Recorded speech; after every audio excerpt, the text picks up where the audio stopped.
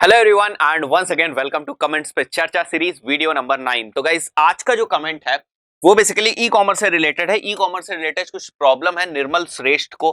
तो इन्होंने एक क्वेश्चन पूछा है। इनका क्वेश्चन मैं पहले पढ़ देता हूं, उसके बाद मैं आपको इसका सोल्यूशन देता हूं। So can I right a blog and e commerce at the same time. कहने का मतलब ये है, शायद ये जो है जानना चाहते हैं कि क्या ये ई कॉमर्स वेबसाइट और ब्लॉग एक साथ चला सकते हैं। आगे इन्होंने कंटिन्यू किया, I have seen sometimes where there is blog and products and add to cart option. Can you please clarify me, e-commerce supposed to be only product, right? or there should be blog, right? तो इनको confusion है इस चीज में कि जो e-commerce website होती है, अगर आपकी कोई e-commerce वेबसाइट है तो किस तरीके से e-commerce वेबसाइट और साथ ही साथ हम लोग ब्लॉग्स को किस तरीके से यूज कर सकते हैं, और जो लोग इस चीज को यूज कर रहे हैं वो क्यों यूज कर रहे हैं। तो इन सारी चीजों को मैं आपको बता देता हूं, ठीक है। तो थोड़ा बहुत ये e-commerce से रिलेटेड है। सो गाइज लेट्स से आपकी ये ई कॉमर्स वेबसाइट है, मैं कुछ एग्जांपल्स भी लेता हुआ चलूंगा। मान के चलते हैं ये आपकी कोई ई कॉमर्स की वेबसाइट है और यहां पर जो है आप चेयर्स, राइट, आप यहां पर चेयर्स बेच रहे हैं और जो आपकी चेयर्स हैं वो अलग अलग कैटेगरीज की चेयर्स हैं, राइट।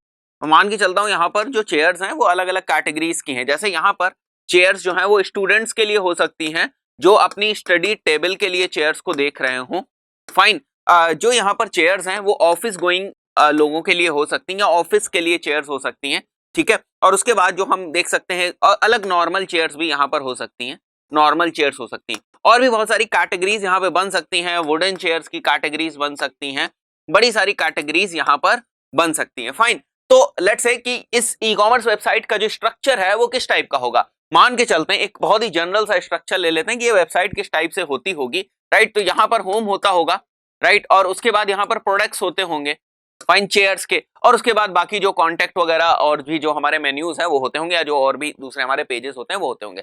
प्रोडक्ट्स के ऊपर थोड़ा सा फोकस करते हैं। यहाँ पर हम देखते होंगे कि अलग अलग हमारी कैटेगरीज हैं जो मैंने यहाँ पर बनाई है, ठीक है।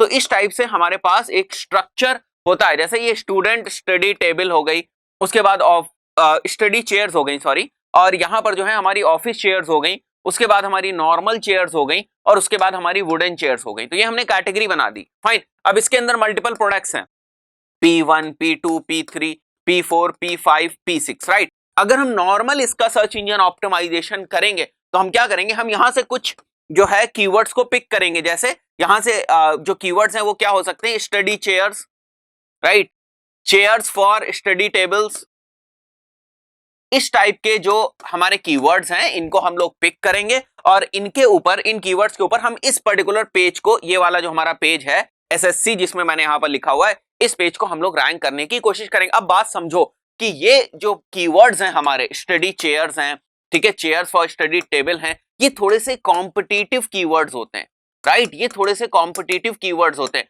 और गाइज अगर हम इनके ऊपर पीपीसी मॉडल के थ्रू या गूगल एड्स, बहुत आसानी से समझते हैं, अगर हम गूगल एड्स के सर्च एड्स इनके ऊपर रन करेंगे तो इनकी भी जो सीपीसी होती है वो जनरली थोड़ी सी हाई होगी, क्योंकि कॉम्पिटिटिव कीवर्ड्स है और भी बड़े सारे लोग जो है इसके ऊपर बिडिंग कर रहे होंगे। तो इसकी जो सीपीसी है यानी कॉस्ट पर क्लिक जो है वो भी ज्यादा होगी।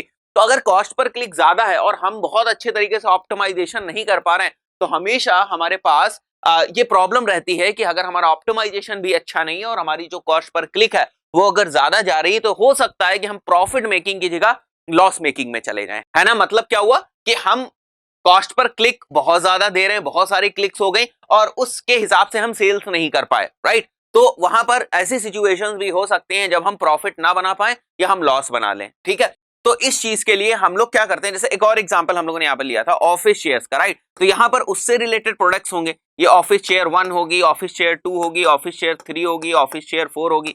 इनको हम किन कीवर्ड्स के ऊपर ऑप्टिमाइज करने की कोशिश करें, मतलब इस पेज को हम किस कीवर्ड के ऊपर ऑप्टिमाइज करने की कोशिश कर रहे होंगे कि office chairs, right, best office chairs, इन कीवर्ड्स के ऊपर, राइट। हम चाहेंगे कि इन कीवर्ड्स के ऊपर ये हमारी जो वेब पेज है, ये हमारा वेब पेज इन कीवर्ड्स के ऊपर रैंक करे। बट अगेन ये कीवर्ड जो है, जैसा आप देख रहे हो यहाँ पर, ये कॉम्पिटेटिव कीवर्ड्स हैं, ठीक है। अगर हम इनके ऊपर पीपीसी मॉडल्स के थ्रू गूगल एड्स वगैरह रन करने जाएंगे तो वो भी हमारे लिए थोड़ी सी प्रॉब्लमैटिक चीज होगी, ठीक है। अगर हम यहाँ गूगल एड्स रन करेंगे तब भी हमारे लिए प्रॉब्लम क्रिएट करेगी। क्यों? क्योंकि कंपटीशन है, ठीक है, और हमें बहुत अच्छी तरीके से अगर गूगल एड्स रन करना नहीं आता है तो हमारे पास हमेशा ये डर रहेगा कि ऐसा ना हो कि हमारी सीपीसी हाई रहे, ठीक है, और बड़े सारे क्लिक्स आ जाएं और उन क्लिक्स के बदले जो हमने पेमेंट किया है वो ज्यादा हो जाए और उतना हम रेवेन्यू ना जनरेट कर पाए, उतनी हम सेल्स ना कर पाए। जरूरी नहीं है ऐसा हो, लेकिन हम मान सकते हैं कि यहाँ पर हम कुछ इन्वेस्टमेंट भी कर रहे हैं, तो हम मान सकते हैं कि हो सकता है हम प्रॉफिट मेकिंग ना हो, लॉस मेकिंग नहीं भी होते हैं, तो हो सकता है ऐसा हो कि नो प्रॉफिट नो लॉस की सिचुएशन में हम चले जाएं, ठीक है।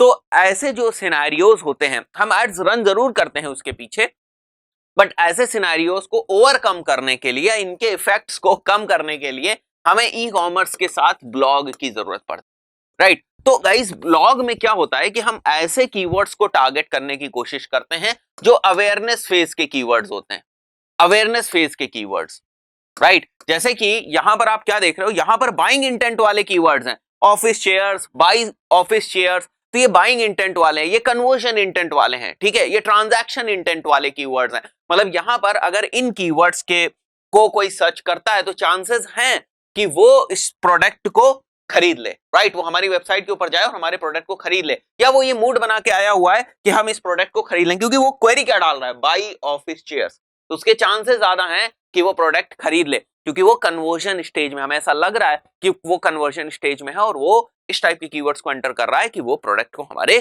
खरीद लेगा, राइट। तो ये हमें कीवर्ड समझ में आता है, ये हमारे कन्वर्जन फेज वाले कीवर्ड्स हैं। तो चाहे सर्च इंजन ऑप्टिमाइजेशन की बात करो, चाहे गूगल एड्स की बात करो, जो हमारे कन्वर्जन स्टेज के कीवर्ड्स होते हैं या हमारे जो बाइंग इंटेंट वाले कीवर्ड्स होते हैं, उनके ऊपर हमेशा कंपटीशन ज्यादा होता है, उनकी सीपीसी भी हमेशा ज्यादा होती है। वहीं पर हम ब्लॉग्स लिख सकते हैं, राइट। ब्लॉग्स में मैंने क्या बताया आपको कि हम अवेयरनेस फेज के कीवर्ड्स को टारगेट करेंगे। जैसे इस वाली कैटेगरी को कैटर करने के लिए हम लोग कुछ इस टाइप की क्वेरीज ले सकते हैं, जैसे what are the best chairs to reduce back pain in office, right. और सेकंड हमारी क्वेरी हो सकती है हाउ टू रिड्यूस, या सेकंड हमारा टॉपिक हो सकता है जिसके ऊपर हम ब्लॉग लिखेंगे, basically how to reduce back pain. तो उसमें हम इस चीज को मेंशन कर सकते हैं कि chairs are one of the reasons जिनकी वजह से हमें बैक पेन होता है। हमारे पास प्रॉपर चेयर्स होनी चाहिए जिनसे कि हम बैक पेन्स को रिड्यूस कर सके, तो वो पूरा हम ब्लॉग लिखेंगे, राइट। तो जब हम इस टाइप के ब्लॉग्स लिखते हैं तो हम ये वाली जो अवेयरनेस फेज वाली ऑडियंस है, जो अभी अवेयरनेस के फेज में है, उसको हम कैप्चर करते हैं, उसको हम कैटर करते हैं और फिर उनको यहाँ पर हम लिंक्स वगैरह मेंशन करेंगे जिससे हम उनको वेबसाइट पे अपने लेकर आते हैं। तो हम बड़ी सारी चीजों से बच गए। कैसे? एक तो हम जो बहुत ही हाईली कॉम्पिटिटिव कीवर्ड्स हैं उनसे बच गए, इन्हीं हाईली कॉम्पिटिटिव कीवर्ड्स के ऊपर अगर हम पीपीसी बिडिंग कर रहे होते तो हम उससे भी बच गए, राइट। तो यहाँ पर जो निर्मल श्रेष्ठ ने क्वेश्चन पूछा था कि क्या पर्पस है आखिर ई कॉमर्स वेबसाइट के साथ ब्लॉग का, क्या पर्पस है, तो वो ये है। हो सकता है, ऐसा भी हो सकता है कि आप जो बोल रहे हो कि आपने ऐसे ब्लॉग्स देखे हैं, ठीक है, यहाँ पर क्वेश्चन से ये भी समझ में आ रहा है कि निर्मल का ये भी डाउट हो सकता है कि जो यहाँ पर बड़े सारे उन्होंने ब्लॉग्स देखे उनमें वो बोल रहे हैं कि बाई नाउ के या ऐड टू कार्ट के या परचेज वाले बटन्स होते हैं। तो हो सकता है कि वो जो ब्लॉग्स हैं वो एफिलिएट ब्लॉग्स हो, ठीक है, जहां पर हम इस टाइप के ब्लॉग्स लिख रहे हैं, ठीक है, हम एक एफिलिएटर हैं, हम इस टाइप के ब्लॉग्स लिख रहे हैं और हम क्या कर रहे हैं, इन ब्लॉग्स के थ्रू ट्रैफिक ला रहे हैं अपनी वेबसाइट के ऊपर और वहां पर हमने एक एफिलिएट लिंक लगा रखा है और उस एफिलिएट लिंक के ऊपर कोई क्लिक करता है तो वो हमारी जो इस चेयर का या ये जो चेयर्स जिसका भी लिंक लगा होगा उनकी जो वेबसाइट है,